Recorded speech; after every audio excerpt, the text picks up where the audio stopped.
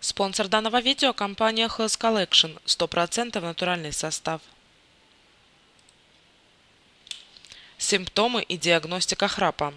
Независимо от причин, которые вызывают храп, можно однозначно сказать, что храп – это патологическое нарушение дыхания во время сна. Если у вас есть данное нарушение, следует немедленно обратиться к специалисту для его диагностики.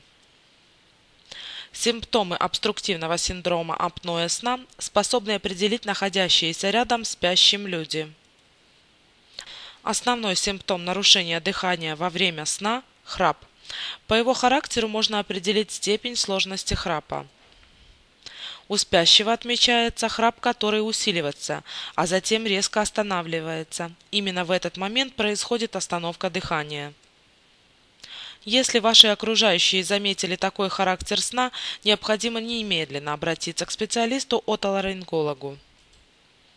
Для диагностирования храпа врачу-отоларингологу необходимо пообщаться с вами и вашим ближайшим окружением. Также специалист может провести полисомнографию, так называют самое эффективное обследование нарушения сна. Также специалист диагностирует наличие и количество остановок дыхания за весь цикл сна и их продолжительность. После получения всех вышеупомянутых данных, врач-отоларинголог может составить схему эффективного лечения для пациента. Спонсор данного видео – компания Health Collection, 100% натуральный состав.